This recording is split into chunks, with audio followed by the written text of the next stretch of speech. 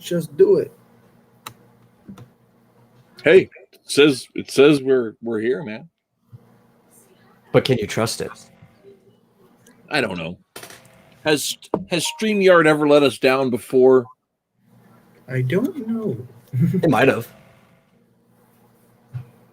Oh, hey, my phone says that we're live.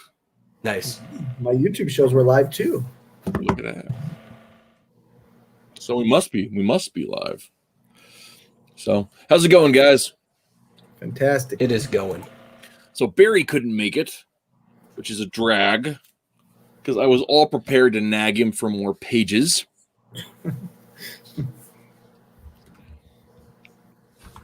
Don't feel like I've gotten my necessary pages out of Barry yet, because I don't have all of them, and that's what I want. I have 1/14 of that book so far in my hands. I want 114. That's a pretty low number. I got 1/22 of mine. Well, that's irritating. That's also irritating. We'll get there. I mean, I understand that he basically had to start from scratch, but I'd figure you guys would be a little bit farther than that by now. Yeah, there were 4 that are almost done and 2 that were actually done. So, Yeah. I'm like, what? Just give me the page. Any progress is good progress. Yeah. So I can't. I shouldn't complain too loudly because it's not like I took the time to, take the art and put them with like words yet. But so shame on me for that. Way to go. Guess I could work on that tonight. What? You could. See, we'll try to see if I can do that.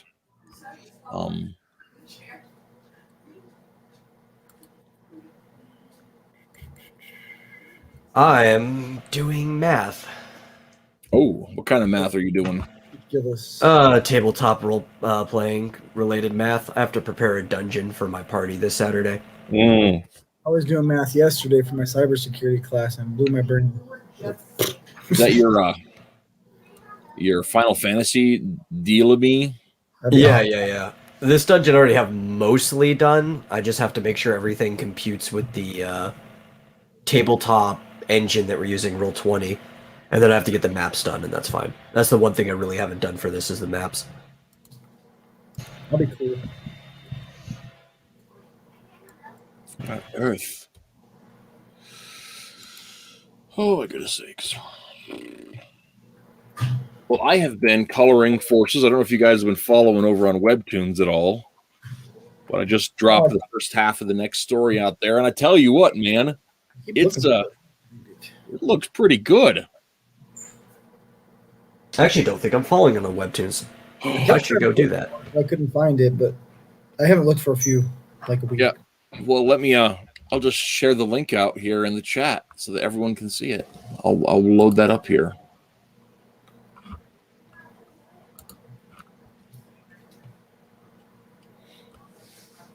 I also just dropped a new blog onto the Ideal Comics page. So it's a review of it is a review of the very first comic book ever, arguably, but it's called the Adventures of Mr. Obadiah Oldbuck. Well, the English version is. The American version is. The original one is the Adventures of Monsieur.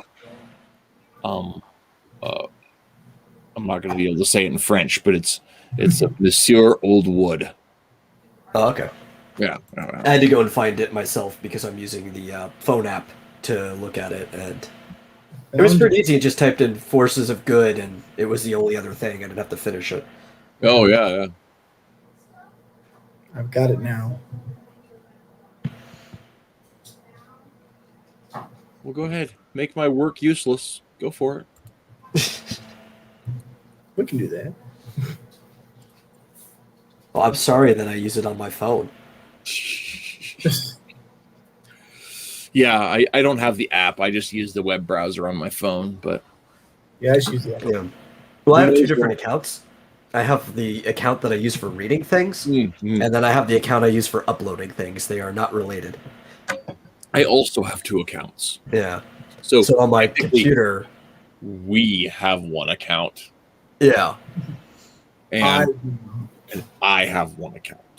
Yeah, you probably do it the same way that I do it too. It's like I have the X Dynamis Chaos one, so if I do work with other people, it goes there, and then I have my personal one for reading and doing stuff like that.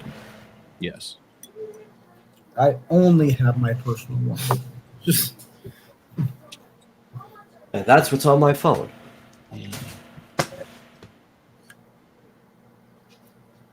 that's all that's on your phone? No, I've got plenty on my phone. A lot more than that. So yeah, there. Including dossiers on each of you. Oh. Why? Because you never know what the fascinating things will be, right? Yeah. Find those things, those fascinating things. I get so fascinated with you. My knees get weak every time you speak my name. Got the voice of an angel. It's the Squirrel Nut Zippers, man. Whoa, what? That's the band, the Squirrel Nut Zippers. It's off of their album Hell. Noise. Or actually, I take it back. The name of the album is Hot. And the single off the album was Hell. The first single was Hell. Yeah. Sure, lots of bands have said that. The first single was Hell. Yep. Yeah. But yeah, they're a kind of a Dixieland swing combo from I think North Carolina from back in the 90s. It was headed up by a husband and wife duo who split. Yeah. I think North Carolina is exactly where I'd want my Dixieland swing combos to come from. Yeah. They really they're the Chapel Hill district. There's like tons of bands that came out of Chapel Hill. Ben Folds was from that area. The Squirrel Nut Zippers, and I cannot recall others at the minute. I think Bella Fleck and the Flecktones may have come from Chapel Hill too, but I might be wrong about that last one. I don't think I've heard of any of those until just now. You've never heard of Bella Fleck? Oh my God! No, I don't think so. Victor Wooten, the world's like most virtuoso bass player ever. Oh, dude, I love Victor Wooten. Oh, good God! Yeah. So Bella Fleck is like he's a banjo player. And his stuff there, the Bella Fleck, the Flecktones, they're kind of Dixieland, kind of alternative, right?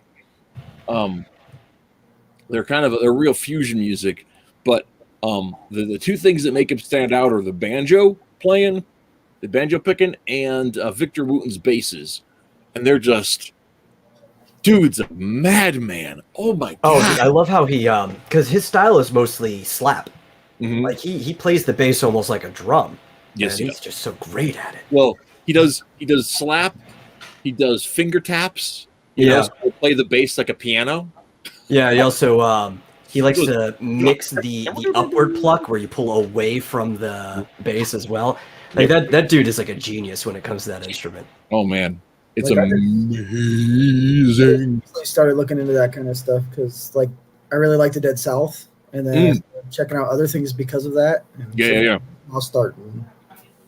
Well, I found out about him because my brother used to play the bass, and when he was looking to learn techniques, he found Victor Wooten, and we watched a lot of his videos. Like, this guy is just nuts. So he was kind of like an inspiration to him early on. Yeah. If you the Dead South definitely on the list of inspirations for them are going to be Bella Fleck. They're a little more country than Bella Fleck's stuff was.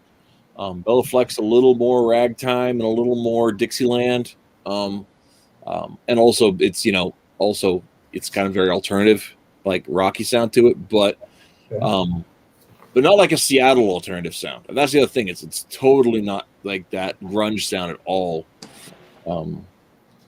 But yeah, it's check him out. Check him out. Chris Lawton used to like be the hugest Bella Fleck fan.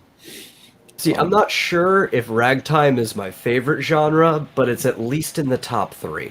The thing about it is the people. It's like ragtime is a lot like bluegrass, right? Yeah, Like, kind of. I mean, it's not like Not they're in, like like- each other, right? But I They have a mean, lot of similarities. They're close cousins. yeah, they're definitely cousins. But what I mean is in terms of like the bigger culture, right? Yeah. And not in terms of the American culture, but in terms of like music, right? So each of them are very niches, and they've got their own style and their own like paradigms of music, and they're very fixed. Like when it stops being Dixieland, it stops being Dixieland, right? You know? And there's a line where like Dixieland stops and like New Orleans jazz begins, right? And then you can mark on it. Same thing with bluegrass. Like there's a thing where like it's country or it's bluegrass, and you can like tell the difference, right? Or it's older roots music, or it's bluegrass. You can like tell the difference. I think ragtime is a little bit more flexible than some of the other ones you mentioned, but there are key signatures that make it ragtime, and if you took those out, it would stop being ragtime. Exactly. But what I'm saying though is like with Dixieland, ragtime, bluegrass, the thing is there are people that can pick from those wells, right? And they can say we're gonna add just a little bit of this into the thing, and it's just and it makes it like a whole, like it's like the sourdough and the sourdough bread, right? Yeah. Where it just like you take that lump and you stick it in, and it changes the whole next loaf, right? Two of my favorite video game composers, which I think are probably the 2 best composers for video games of all time. They're so good at picking the essence out of a genre and turning it into something new. Nobuo Uematsu from the Final Fantasy series, and he's done that with ragtime specifically. He basically did the music for Final Fantasy from 1 through 10. In 10, some other people started hopping in, but that's like the last one that he was the lead composer on. Yeah. And he ragtime was one of the ones he used a lot. You'd see that in a lot like the SNES era. And Koji Kondo, who was the primary Nintendo composer for the longest time, he did most of the songs from classic Mario and Zelda and Metroid and basically anything that was in-house Nintendo during the early era. Yeah, number one Marmaduke fan did a whole series on Koji Kondo's. Oh, Koji Kondo's great. Music. So he did a whole series like looking at like the old ragtime and the old there's some Dixieland stuff too that he could just tell like phrases that he pulled from. And he did a whole video series going back to the lo-fi recordings. Yeah.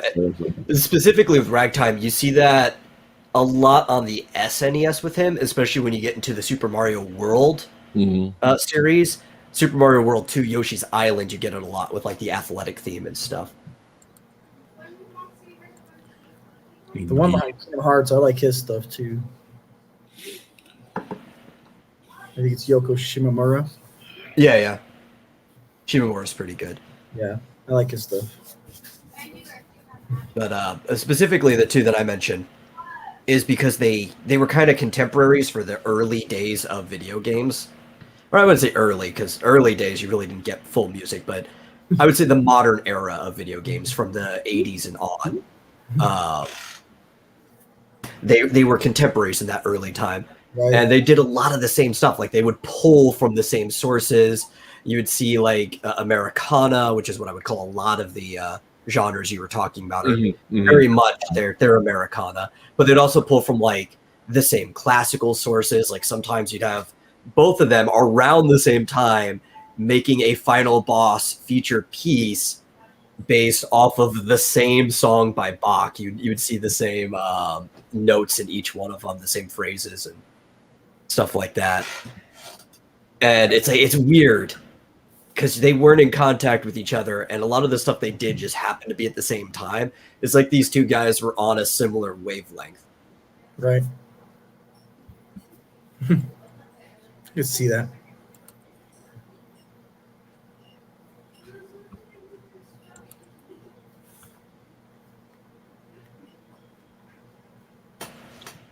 Man, now I can't hear this words Dixieland without thinking of Black Water by the Doobie Brothers. It's stuck in my head.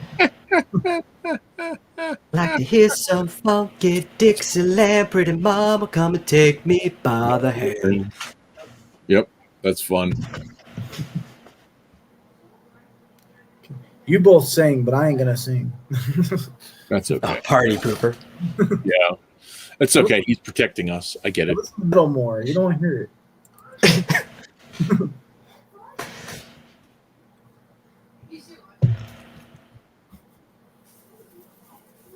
I'm just recently starting to broaden my horizon. It's always been like Yeah, I listen to you know those people like, oh, I listen to a little of everything, but then you put something on and you're like, I don't like that. I'm the guy who literally listens to a little of everything. My distinction is like the Louis Armstrong way, where they asked him what kind of music he plays, and he only believes there's two types of music, and he played the good kind. Yeah, so that's my thing. Like, I listen to the good kind. I can tell if a song is good or bad, even within the genre it is. Like, I can pick up the hints that, like, this is a wonderfully composed song, and it does what it is supposed to do. And then I'll be like, this person was lazy. They're just trying to make a buck off of it. I've been pretty happy now that I've broadened my horizon. And yeah, some of the bands I used to love, I'm like, man, this is just repetitive crap. Like, why did I like this? I don't necessarily dislike the repetitive stuff. Depends. Because you could do that artfully. Well, yeah, and it depends on what it is. I mean, like, Bands don't do that. because when it comes to it, you know, I've got I because it depends on what we're getting repeated, right? Like, I love like, you know, like Irish and Welsh traditional music, and there's tons of repetition in those stuff, but it's also one of the things you have, especially with Irish music, where you chain a bunch of tunes together, so you have the themes that just mutate as you chain them. So it's just one of those things that's just super fun. Yeah. But it's I was actually on like a kick recently, listening to some Irish drinking songs. Oh yeah. I know most of those. I grew up listening to them. My grandma used to love whenever I'd sing them and stuff, and they're just still in my head. No, that's why I knew most of them, because my dad would sing them. Yeah.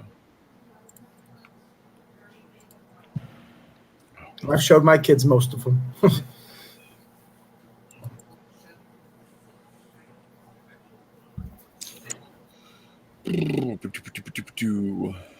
Yeah. Yep. Also, I don't know how I missed this. It's because I like Irish drinking songs. Mildly like Metallica. I had no idea that Metallica did a cover of Whiskey in a Jar. Oh yeah, it's really good.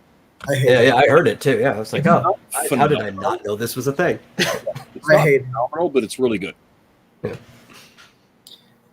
Like, that was when I started not liking Metallica very much. I felt like they didn't on that song. That's personal opinion. I think my version of Whiskey in a Jar is a little better than theirs, but I'm biased, and I don't have it recorded. It's only something I've ever done live. I think I wish I had recorded when my family got together and there was like 20 of us singing Whiskey in a Jar. That was probably more enjoyable. Yeah. That's fun. Bunch of Irishmen all singing Whiskey in a Jar. Somewhere, and I've got a few on my YouTube channel. I've got a few little snippets of songs I've done, like there, but I don't have anything like super formal that I've ever recorded. Yeah, but I intend to. I just haven't ever gotten around to it, kind of a thing. Always thought last time we got together, we also sang Molly Malone. Wish I had recordings of that. That would have been great. We had the Irish pub here in town. I went down there and sang some Flogging Molly, some Drinking Fight, and some. We had an Irish pub around here. We got an English pub. It was only open for like. They're too formal though. Our pub was only open for like a year. I loved it though.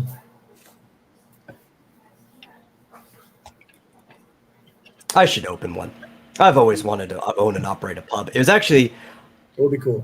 When I was like in kindergarten, I had 3 possible things I wanted to be when I grew up, and owning and operating my own pub was one of them. Everybody in class would be like, "Why is that what you want to do?" It seems like it'd be fun. That's my thing. Why not? Yeah. That's why I have a lot of projects that I do. I got a paranormal group. I got a survival group. I do this, the comic stuff. Like, Yeah. keep trying it all. Something's gonna happen. Of course, at that time, I also wanted to be a pilot and an archaeologist. So none of those worked out. I'm going to be a pilot. That's why I went to the Air Force. But then they're like, "No, you're too tall to fly the jets." I was like, "No." That's what I wanted to do since third grade. I used to have a real interest in being a submariner, but Oh, that sounds fun. yeah, but I'm too tall. And I can't, and my vision's too bad to be a pilot. So I was like, well, I probably had that going against me too. I do wear I don't glasses. think I want the fun, a less fun job. So I guess I just maybe won't do I this. just took biomedical engineering.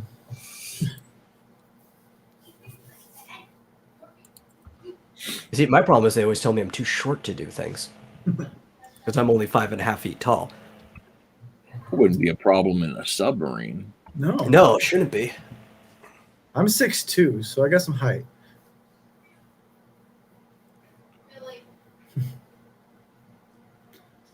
But I do know a couple people I have to look up to. Yeah. It's actually, I kind of make fun of that in X Dynamis Chaos because I've already started writing Act 2, the novel for it. And they go inside an airship that the Metal and his brother Joe the Short had made. But because they're both like 5.5 feet tall, the airship is designed around the fact that they're both 5.5 feet tall. And their larger friend Sentry, who is 6'1", is trying to run through this thing as they're getting ready for their, let's say, drop, because they're not actually stopping. They're just going to drop them like an airdrop where they're going. And they're going at like 200 miles per hour, so they have to be ready at the moment. And he keeps banging his head on like all the pipes and stuff going through because he's like got a foot or like a half a foot on the people who designed this place, and he's way too tall to be running around in it. That's funny. So did I say it works? And I was like, you can go in that crawl space. Like, yeah, but you're shorter. You should go in that crawl space. Oh, dude, I get so much money from going into people's crawl spaces. There's a benefit to being small. Or like attics, when people need to rewire their house, and a lot of them too. It's like good thing I could put up with heat and having I don't know what it is. I don't think it's fiberglass, but that weird insulation stuff they use now, where they're like lazy and they just spray it everywhere. It's still fiberglass. They still use fiberglass, yeah. Like that doesn't irritate my skin too much. I could just take a shower afterwards. But I'll be up there, Texas heat, so it probably gets above 100 when I'm in there, and I'll just be like running wires for people, like a little spider monkey up in the attic. Kind of what I do, but it's really hard because I'm tall. Like I got something he's done in my attic, and it's like crawl space size. I'm like, I can get in there. I'm going to lay down. It's rough. Whereas I'm still flexible enough that last time I went to like a Chuck E. Cheese with some younger people in my family, I was able to get inside the tubes and chase the kids around. I was like gunning after them like a cheetah. They were screaming. They'll just keep getting you. Can you get my kid? I can't. That's like gas shopping all the time. Can you get that for me? Like, yeah, I got it. You should see like the horrifying look on a kid's face when they see like an adult just like sprinting down a tube on all fours.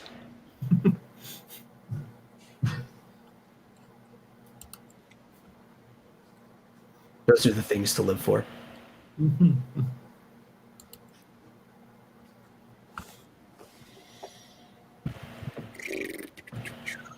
Be right back.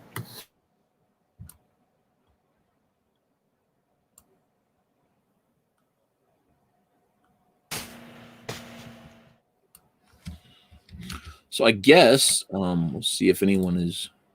Nope, no comments in the chat. I'm going to go ahead and share my screen so people can see something that is interesting. I don't know. See what I'm doing? If it'll let me. Creation window. 'Tis a slow night. Something.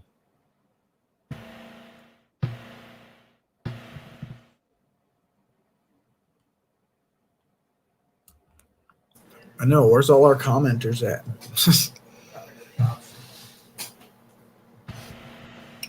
I don't know. Not you're not watching tonight, but that's okay. We'll let it slide. We won't hunt them down this time. I like when you show me pictures like that. With my forehead. No. The picture you're showing, the screen you're sharing.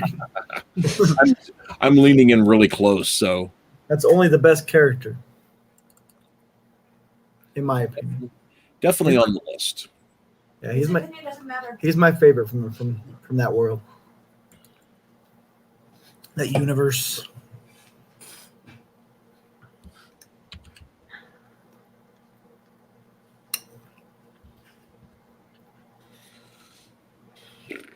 When I grow up, I want to be just like him. Okay. How old is he? I can't remember. I mean, in this story, I think he's in his early 30s. Oh, darn, I'm already his age.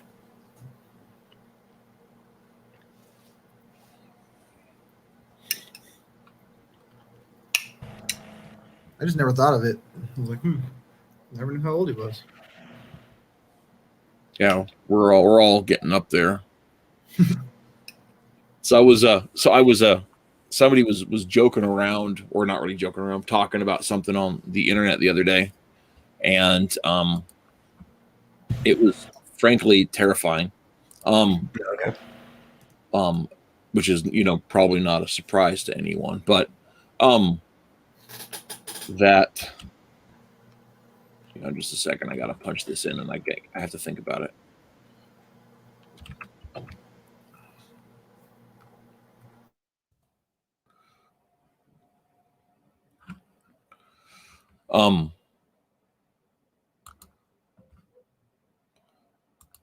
That the 70s show came out in 1998, right? Yeah. And it was picturing things that were happening in 76 to 78, right? And about a bunch of high schoolers. And now we're slightly further away from that than it was. If you were to make an equivalent show today, it would be featuring kids from 2003 to 2005. Yeah. That is great. And I'm like, wait a second. My comic features kids from 2004 to 2006.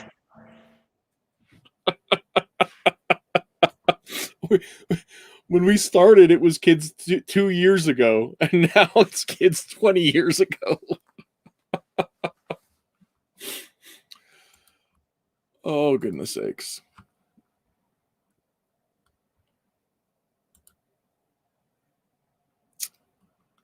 Well, I was watching Vsauce, and I did not ask him to make me feel that old when he told me that we are now slightly further away from the Lion King than the Lion King is from the moon landing. Oh my God, seriously? By like a year. Wow. Okay. I'm like, thanks, Michael. I didn't need that in my life. Well, that's ridiculous. That's what that is. So, well, there we go. We're done with that screen. No more. I'm not even using that program anymore. And you thought he was going to be gentle with it too, because right before then he did that common thing. It's like we're closer to the T-Rex than the T-Rex was to the Stegosaurus. Like, okay, and then he brings up Lion King. I'm like, no, don't you dare say whatever you're about to say. So, Angela, no, none of us drew that. Those are all done by Barry Tetz, who can't make it tonight. So we do have some people in the chat. It's Angela. Hi, Angela. Hello. She's also on my couch. Oh, well, that's hardly the same thing. I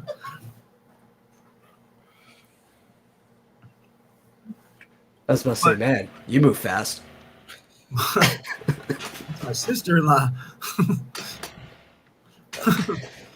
But she does watch it sometimes when she's not at my house. Okay, so that's something. Does she buy our comics when she's not at your house? I don't think so. I'm only here to make fun of Chris on an internet forum. Oh, well, because you could buy comics. We do sell them. I think she might own a copy of Z-Bites. Yeah. I have that. It's $4 for 64 pages. That's as Actually- big as the original Detective Comics. Mm. This is not the original Detective Comics, or as valuable as the original, but it's as many pages. Yeah, I made a unexpected sell on Rick Piper's stream like last Friday. Oh yeah, Yeah, I was just randomly talking about shirts that I had, and I've had this one design for a shirt for like years now. I'm wearing it at the moment, and it's a onigiri that has like glasses on, or whatever. He's like sitting at a table, and he's eating a bowl of rice, and it just has the word cannibalism underneath it. And I showed it on screen, and then like 4 or 5 people were like, "Man, I want that." Yeah. And I guess it's my fault. I almost never advertise my stuff, but it's like I never expect anybody to want to buy it because nobody ever buys it. That's what Angela just said. She said she wants that. Yeah, that shirt. Yeah. it's a great shirt. Size? Fair enough. Fair enough. You need it in maternity. Well, it's at Redbubble, so it comes in like a bunch of sizes. Wow. Yeah. I noticed the other day I was looking for links for last week's show that I put up when I on the matriarchy, which is one of the things I wanted to talk about, Chris. I was going to get Barry's input on it too, but we'll talk about that in a second. But I was putting links up. I noticed Nick Mueller. He has a page that's a link tree or something. And it's one page, and it's on his like little, it's on his profile on Twitter, and it's got a links to like all the places you can find his stuff, right? Yeah. And I'm like, that might make a lot of sense. Because we've got stuff at Global Comics, we've got stuff at Webtoons, we've got our own website, we've got, I'm really leaning toward getting a Gumroad store because nobody buys stuff from our shop. And I'm thinking maybe it's because nobody goes to it. You know what I mean? And we did have somebody buy some stuff last month, in November, and it flubbed up and didn't send them the files. So I just sent it to them. He emailed me and he was like, I don't have these. And I'm like, oh, okay. I'll get them to you. We'll fix it, man. I'm sorry. Yeah, I've been thinking of migrating over to Linktree because I used to do that with About Me, which is a much older site. Mm.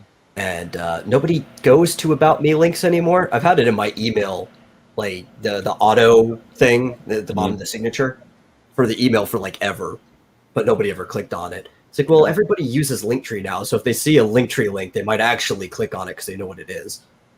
Could be. Makes sense. I know that Chris has been commenting on our stuff. He was going to go on and buy some comics, but I don't know if he ever did. Yeah, and who knows? Maybe he tried. Well, no, he would have if he tried and went through. Even if they didn't get the link to download the books, I still would have gotten them because I would have got an email, and I haven't gotten an email. So Chris did not buy any books from us, All right. unless that right there was an email. Every time. Because I don't know how to turn those off while I'm using this. Oh, I see. And I'm going to school for cybersecurity. I can't even figure out my own computer out. So here you go, Angela. There is a link to the metal shirt that you can go buy from him. Yeah, see, I just muted System Sounds because I never listened to them anyway. There you go. Just never thought.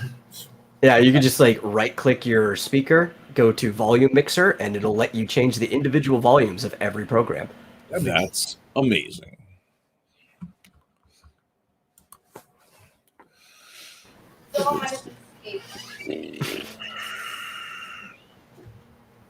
Zola!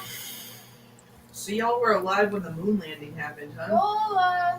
No, we weren't. When they faked that, we were not alive.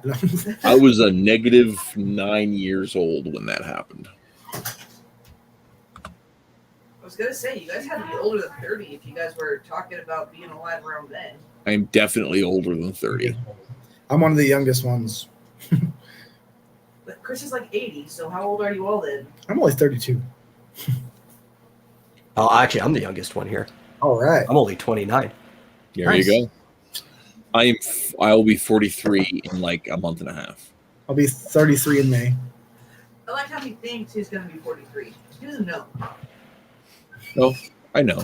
It'll You happen. forget after a while. I believe it's true. I believe it to be true. I believe it to be true, therefore it is. Something like that. I'm not sure that's how it works, but it's how it's going to work today.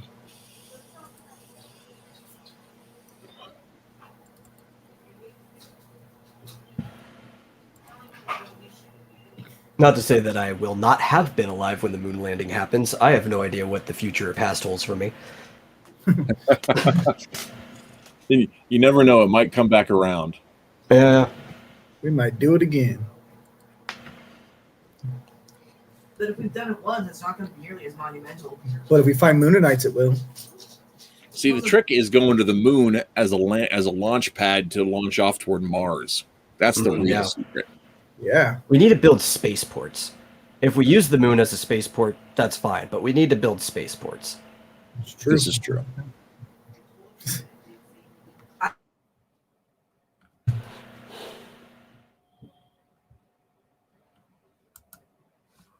Elon Musk can make it happen. I believe Well- that'd be good. No, he can't. He'll have to hire it done, Well, yeah, I don't think he personally can make That's it still happen. him making it happen. which is I believe he has the ambition to make it happen. which is perfectly fine for Yeah. him to hire it done. But that's what'll happen is he'll just hire Yeah. it done.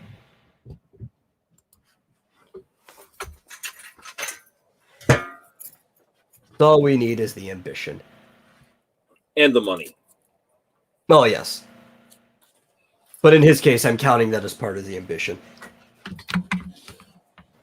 You like Lex Luthor. Yeah, he is like Lex Luthor. I think he's You know who more like, else is very much Maxwell like Lex Lord. Luthor? Yeah, Who? there you go. I would give Yeah. you that much. You know who else is also a lot like Lex Luthor? Bezos? Well, no, not Oh. Grant Morrison. Yeah, I can see that. That's fun. I've been reading. I read All Star Superman volumes 1 and 2, and it's hilarious to me. I don't really care for Frank Quietly's art as a whole. I like individual pieces he's done and like individual projects. I thought, Batman: The Scottish Connection, written by Alan Grant. I think Quietly did a really good job on that one, but I don't care for his stuff as a whole, especially if it involves women, because he draws every woman with a face of a catfish. But his Lex Luthor looks exactly like Grant Morrison. And one of the things I really think is a theme of the piece overall is the deification of Superman, or Superman becoming God. And so it's ironic to think about that whole thing in that context. Yeah. Well, because I think, Lex Luthor already thinks Superman's a god, and that's actually what ticks him off the most, because he doesn't like anyone being above him. Well, and he doesn't, and I think part of the thing is he sees Superman's godhood as an impediment to his own godhood. Yeah. At least especially that's the way that Morrison understands the relationship. And that's very much what's portrayed, is that Lex could be the savior of the world. He could be the grand ruler. He could be, the God King, if only there wasn't a Superman to do it better. And I don't necessarily think, I don't know, that's a fairly valid interpretation of the Lex Luthor Superman dynamic, but I don't really like. I I think the one who kind of All-Star understood it the Superman. best which is kind of like a middle ground between that and more of a classic look, was the Lex Luthor in Lois and Clark, where he just kind of felt like he was above other people. He was a god amongst men, but then there's this guy who's flying above his penthouse. Yeah. Well, and I think one of the things is the fun thing about the Adventures of Lois and Clark is it wasn't. I mean, Morrison has such lofty ideas that don't necessarily serve the narrative. Yeah. You know what I'm saying? And that's one of the things that I think that the Lois and Clark, the New Adventures of Superman with Dean Cain, that whole series, what it really did is it grounded Superman in the relationships of the people around him really well. So his relationship with Lois was realistic. His relationship with Lex Luthor, I mean, they felt everybody felt very human. And so Which it should. Superman is a very human character in personality. Maybe not in physique, but in personality. Well, and Tom King, I hate Tom King, but Tom King for many reasons. For very many. But if you read the Batman stories that Superman guested in, right? Yeah. He understood the nature of Clark Kent. That Superman is the most human person you'll ever meet. He just also is the best a human could be, right? So, and where Grant Morrison, especially in All-Star, kind of leans into and drives into the Ubermenschen idea, right? The idea that Superman transcends morality because he's just that self-actualized, right? Yeah. Kind of lean. Well, I see him more as a classic prophet figure. Mm-hmm. He's gonna be as close to, I guess, wholesome as you could possibly get. That's not to say he doesn't have his personal struggles, but he's going to end up dealing with them. He's not going to let them come in. Right, and that's that whole Midwestern, stoic upbringing, that whole thing. And that's one of the things that I know I like about. I don't really care for in All-Star Superman. Like I said, I just read it. I was doing some analysis of it for a thing. I'm probably going to turn it into a blog for the website coming up here next couple weeks. But yeah, I don't really like All-Star Superman in general. Yeah, I don't really care for it. Never really read it. I've never been a big Superman fan. Well, okay, so here's part of the deal with it. It's 12 issues, at least the first 2 volumes, or 12 issues, kind of one story, and I'm not sure if it went on from there or not. But the first issue is very much like a Grant Morrison comic. It reads like a Grant Morrison comic. Actually, kind of the first 2 issues. So if you've read his Justice League or whatever, it reads like his Justice League, right? And a lot of the same kind of half-formed ideas that are laid out there to be to give the feeling of contextualization to the story, even though they're just not things that just aren't explained, and a lot of things that are just assumed and we'll maybe fill it in later, maybe not, and whole bits of the setting that are just there that don't feel complete, right? Yeah. So that's kind of part of Morrison's thing. Everything's got to be, this weird kind of. Well, that's I think Morrison would be better if he wasn't a writer, and if he was more like an architect behind the scenes of multiple things. Here's the grand scheme stuff, and he's done it before. And then other writers come in and actually flesh it out and build the events within the grand scheme. Well, and part of the thing is the thing when he really does knuckle down, his conversations are pretty good. They're a little cheesy, but they're pretty good.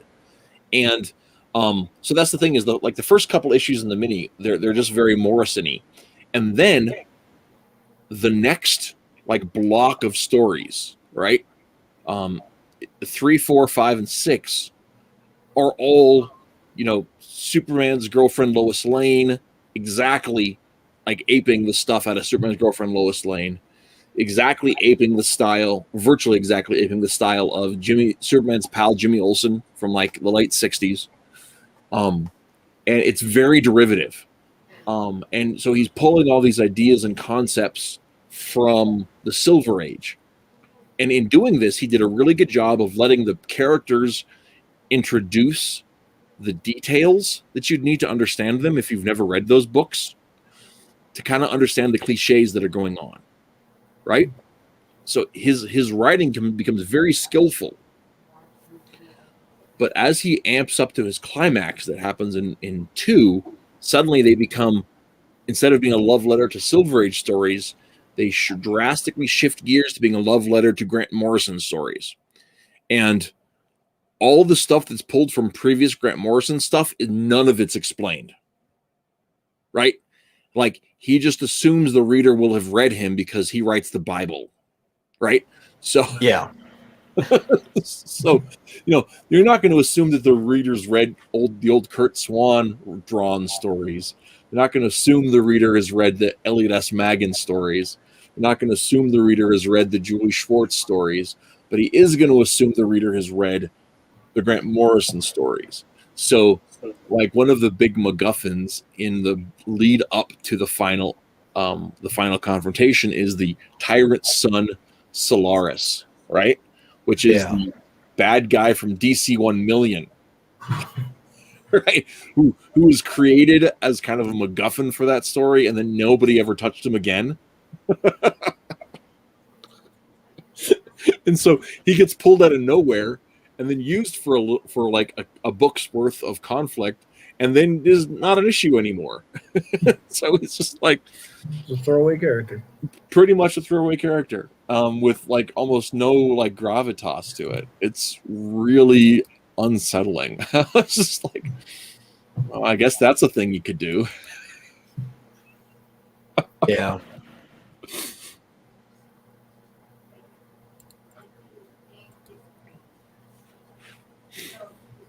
But that's just me being bitter or something. I don't know, but I didn't really care for it.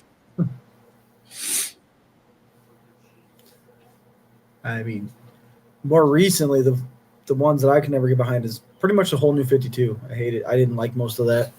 Yeah, I feel that. I feel that. Like, we didn't need any of that. Which they felt the same way. That's why they did Rebirth. They're like, yeah, this isn't going good. We better restart. That's fine. There's some good stuff from it, but yeah, on the whole, I was pretty impressed with Rebirth when it first started. And then it started kind of going crazy. that's how they get you. Once metal Most of the time. Go crazy. Once they started throwing the metal stuff in, which was interesting, but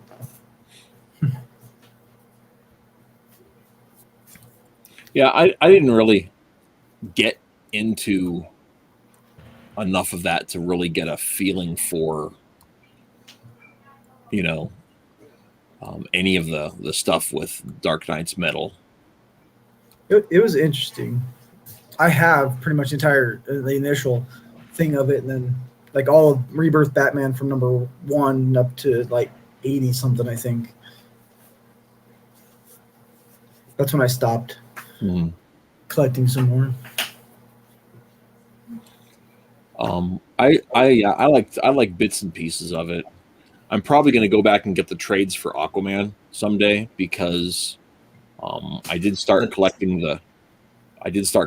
I'm going to forget the dude's name. Anyway, I can't remember his name right now. Abnett. Dan Abnett's Aquaman was really pretty good. I never really the thought only about thing I disliked about it was that they felt the real slavish need to adhere to Jeff Johns' establishing the status quo of the relationship between Aquaman and Mera not being like completed yet. And so that was something that I was just like, well, that seems weird. I never really was drawn to that character until you started talking to me about Aquaman and stuff, and I was like, I gotta check him out. Like, yeah, that's pretty interesting stuff. I'm a pretty big Aquaman booster. Yeah, I know. Plus, like That's Aquaman, if you're a person who likes lore, Aquaman's one of those stories, at least in the modern machinations of the DC universe, is definitely tied to how the universe works. Mhm. Since they've attached him to the Clear, and you've got like Animal Man and Swamp Thing. There's a bunch of stuff that like these three characters are really tied to the workings of the universe now. I love Swamp Thing. Yep, that's very true. Very, very true. Yeah, I didn't thought about, but yeah, And that's usually how I sell people on that character, because some people are like, Aquaman. It's like, yeah, but do you like the lore? It's like, I do like lore. that's my last name, Yeah. Well, maybe you should sell people on you using that. right? Yeah. I listen to the Lore podcast too. It's great.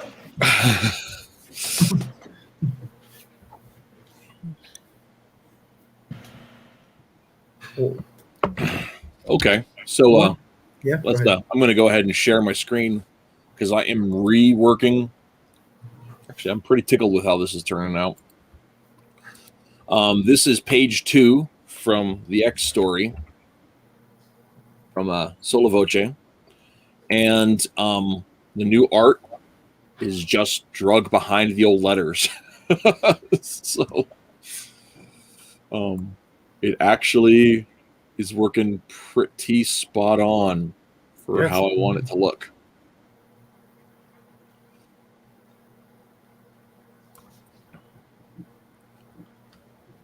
Couple of things I want to tweak on it.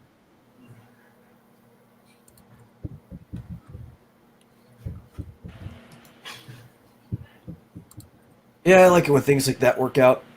I remember one of the pages of the webcomic, I had basically had it done, but I had to restart it from scratch, and I already had the lettering up. And like, does the lettering fit? Does the lettering fit? It didn't. I was able to move the boxes, but I had to like cleanly delete the tails and add new tails for them to fit in the right places. Well, and that's one of the things I really just love about Clip Studio, is like how like simple the lettering tools are. Yeah, because they treat it like a vector. Mm-hmm. I mean, that's why I bought the damn program, but you know, I was like, I saw a sample of it. And I'm like, okay, this is my new life. This is how Yeah. But I can't complain. It probably took me a total of 5 minutes to redo all the tails on them and get rid of them, but it's just kind of depressing. Like, can it work? It was so close to working. So, but yeah, there we go. That's page 2 with a brand new art by Barry Tetz. Nice. So, You've seen it here first, folks. seeing it here first. Looks really cool. It's an icy. So here's like the thing is, I was talking about wanting to look at Gumroad. The other thing is, I have decided that I am personally sick of the Twitter swamp. I can't deal with it anymore personally. I stopped So- for a while. Like I'm not killing.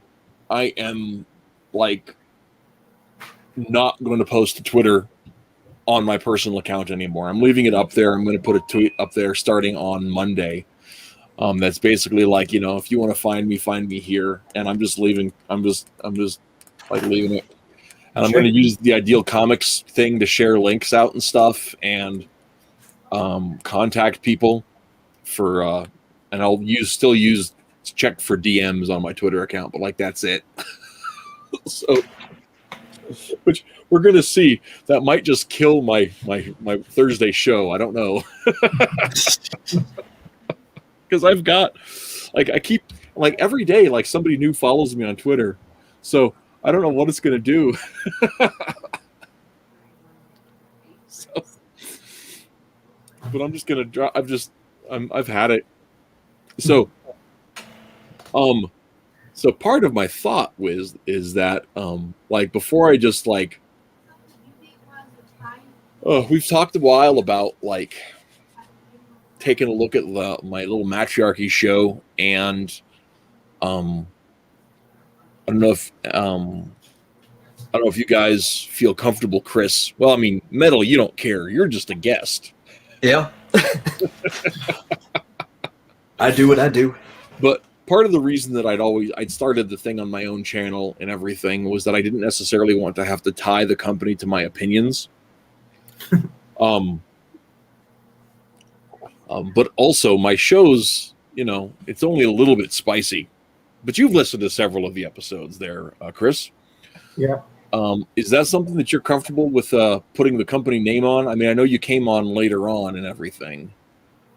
I wouldn't see nothing wrong with it. You kind of hit a broad like range of everything, and I've never heard anything that's like, oh crap. Yeah, well, I try not to, but yeah, that's weird. We get a little rough sometimes. yeah. Okay. So then I'll probably just do that then, and I was thinking about actually on the Ideal Comics website actually starting a page just to have like updates and links for the show on there as well, and that kind of thing. But yeah, that's kind of one of the things I wanted to talk over with. So too bad Barry isn't here to chime in. But actually, when I first started getting people tuning in, he's like, "Why aren't you doing this on the Ideal channel, Reese?" And I said, I always kind of wondered. I said, I want to have the freedom to, it's like I don't post political stuff on the Ideal Comics YouTube, on the Twitter, right? So, but I wanted the freedom to be able to, if I want to say that I think that, it seems pretty obvious that, somebody was breaking laws in Pennsylvania during the last election. I don't want to necessarily tie that idea to our brand. Just do a disclaimer at the beginning. So Reese happens to think the views and opinions that I express are not that of the company. That's something. I could actually learn how to use streaming software and, put up a title card before I start talking. Right. Not be such a damn amateur all the time. Where's the fun in that? I mean, streaming software is pretty easy to get used to. Yeah. I've heard, but I don't know. The convenience of just pushing a button is nice, I mean, I'm using streaming software right now just as my webcam. Yeah, that's true. So, and I had something the other day I was trying to record on. I thought I had figured, because I've used OBS a little bit, and I thought I had it recording. But all I was getting was the audio channel, because we were doing like a meeting for work, and one of the people couldn't make it, so I offered to record the meeting, and all it recorded was the audio channel. And I was like, okay, well, I mean, it worked out okay, because that's what you ultimately needed. If my coworker could have come, she would have heard the audio anyway. That's what she needed, was the audio information. But yeah, not terribly useful. So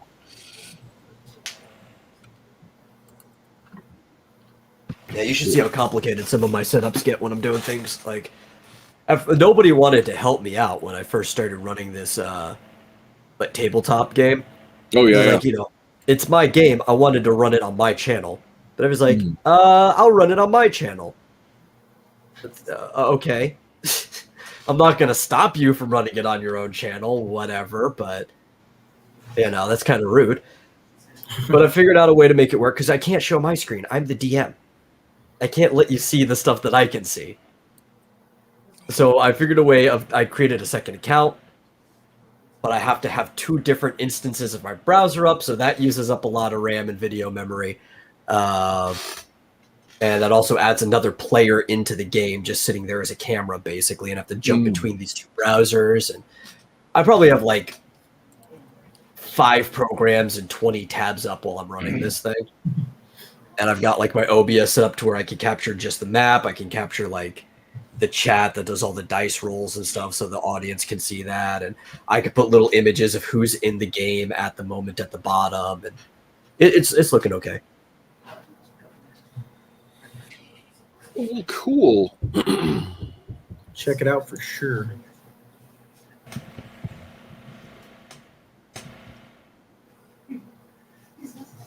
Whereas I've also been using OBS since like, I don't know, probably 2013 or 14. I don't remember when Yeah. I first started using it. I've been using it for a while, so it's pretty easy for if I need to figure out something to do. I could probably just like snap my finger and figure out where it's supposed to be. Yeah, I mean, there's tons of that stuff that I need to learn, to be perfectly honest, that I just don't know because, I've never taken the time. It's just such a learning curve. And part of the frustration that I have, it's not frustration, that's not the right word, but it's something very close to frustration, very like frustration. Why? Is that, okay, so like I'm a writer, right? Yeah. But I'm also the colorist. And one of the main I'm doing all the color work on Forces. I design all the books. I do the lettering on stuff. For everything for almost not for everything, but for about half of everything we take to con, I'm the printer.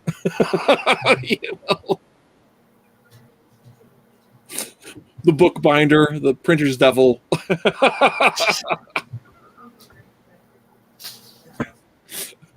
You know what that's like. I just want to write stories, man. Hey man, you're preaching to the choir here. and yet, somebody's got to do the marketing, and somebody's got to all that stuff. It just doesn't get so. A lot of it. So like, I'm looking at like, okay, so I'm also a talk show host, and way more people listen to my talk show than buy my comics. How can I find a way to make money at this?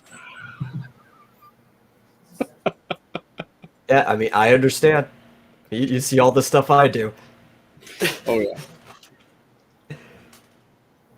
So anyway, on the list of things I want to start a Gumroad store because no one's buying our stuff from there, and I'm thinking maybe branch out a little bit because people do go to Gumroad to buy stuff, and you can have their own search.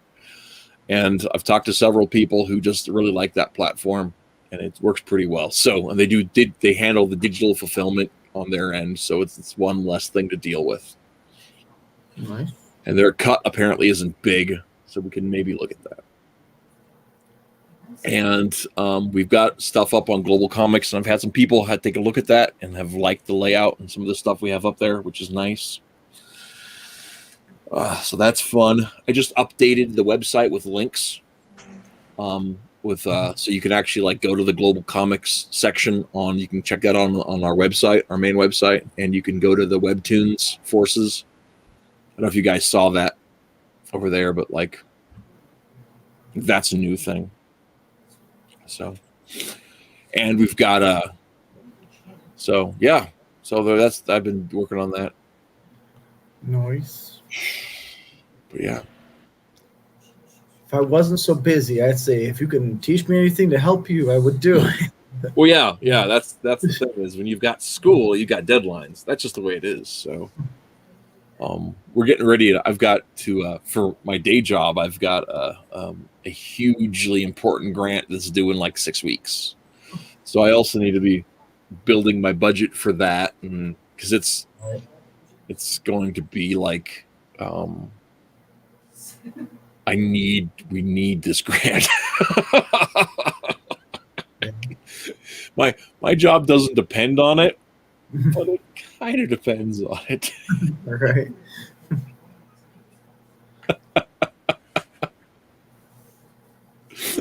So, and we're looking to one of the things we're trying to do is we're actually pitching an expansion to our program. So, Nice. trying to find a way to help out more kids in the Panhandle with some different kinds of services. So, Talking about a lot of that for a while. Like I've always want to start up like another underground. yeah, that might be part of the plan. That helped me a lot when I was a kid. I was there a lot. Yep. So for those of you out on the internet who don't know, back in Scottsbluff about a decade ago, actually a little more than a decade ago, there was a youth center / concert venue / drop-in center called the Underground. And they had concerts, they had coffee house there, they had just games, people could come in and hang out. And it partnered with a street outreach agency that I worked for. So we reached out to homeless and runaway kids too. So there were community kids that were down on their luck. Yeah, it was a really cool setup. So there was we worked with kids that were down on their luck. We worked on kids that were older youth that were runaways, couch surfing people, all kinds of folks, and just normal community kids who just looking for something to do on a Saturday night that wasn't getting drunk and knocking up your girlfriend. And so there was a real blend of people, and some of the kids that were together found a place where they could give back to the community, and some of the kids who didn't have themselves together found tools and places to put themselves together. So that was all part of the deal, and it kind of just fizzled away. Kind of things sometimes like that are lightning in a bottle kind of a situation. But yeah, a lot of people throughout the last decade have talked about trying to find a way to build that. Oh goodness sakes! I had a really good metaphor and I forgot the name of it.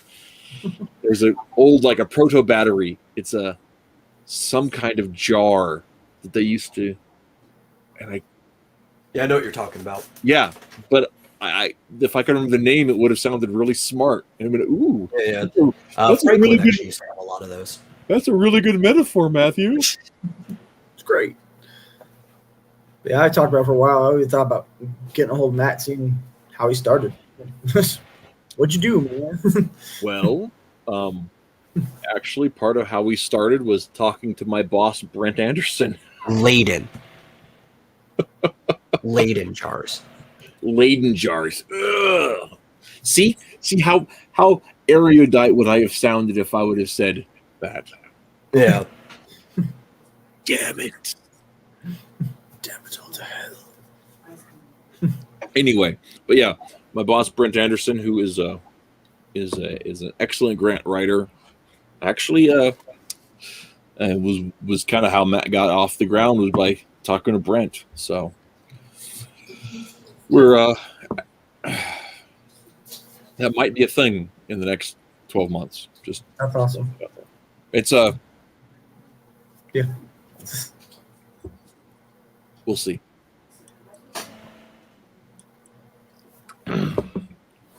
So That'd be anyhow, yeah.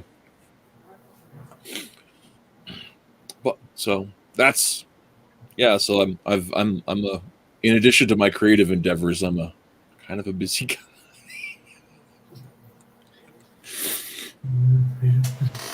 So I'll help if I can. Now let's throw that in there. I'll keep doing more. Well, you just interpreted when people said have a healthy social life. You thought that meant social work. He was confused. well, so here's the funny thing about that. So I work at a nonprofit, right? Yeah. I'm also on the board of 2 other nonprofits. I'm on staff of one nonprofit. Yeah. So and I'm a part owner of a for-profit that doesn't profit. It's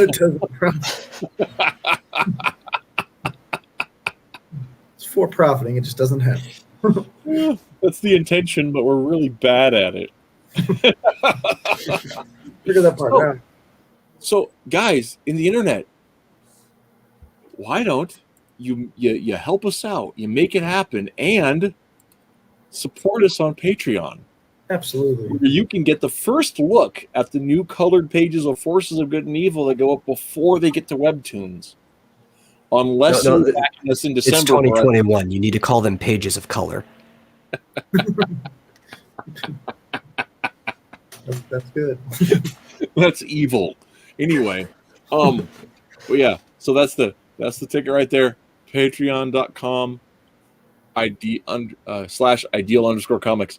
And as we also will be getting pages for I've Been to Hell as we get those ready to go too. About a third of the pages are inked, but we had some problems with the scans. So we're going to have to rescan them and treat them up before we can start the coloring and lettering on that. So we're about a third of the way done with all of the inks on that project. So, so that's exciting. But yeah, we're working on, as we get a little few pages here and there. We're working on, as you saw tonight, Expositioner Solo Voce. So I'm quite excited to see that one. See the back end of that project. I mean, too. It's been 2 years, man. That's been a long slog on that.